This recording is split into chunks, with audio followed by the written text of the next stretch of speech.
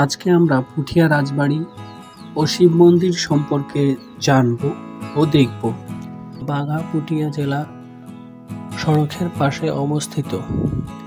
বাসে করে দেশের যে কোনো স্থান হতে পুঠিয়া আসা যায় এবং ট্রেনে করে নাটোর অথবা রাজশাহী নেমেও সড়ক পথে সহজে আসা যায়। সপ্তদশ শতকে মোগল আমলে তৎকালীন বাংলার বিভিন্ন রাজ্যের মধ্যে পুঠিয়া ছিল অন্যতম এবং এখানকার জমিদারি ছিল প্রাচীনতম।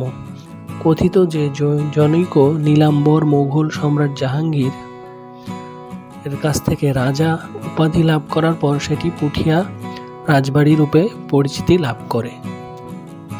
1744 সালে জমিদারি ভাগ হয়। সেই ভাগাভাগিতে জমিদারের বড় ছেলে পান সম্পত্তির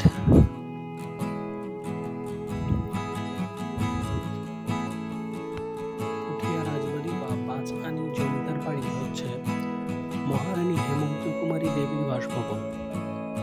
বাংলার প্রত্নতান্ত্রিক ঐতিহ্যের মধ্যে রাজশাহী পুঠিয়া রাজবাড়ি অন্যতম।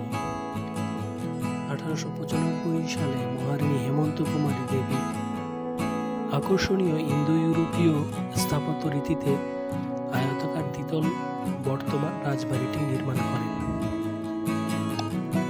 5.5 আনা এবং অন্য 3 ছেলে পান 3.5 আনা। 1950 সাল পর্যন্ত জমিদারি প্রথা ছিল।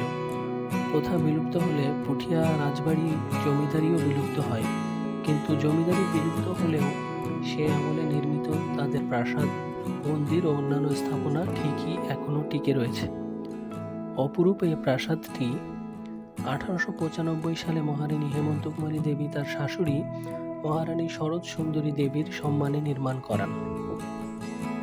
ভবনের সম্মুখ ভাগের স্তম্ভ অলঙ্করণ, কাঠের কাজ, কক্ষের দেওয়ালে ও দরজার উপরে ফুল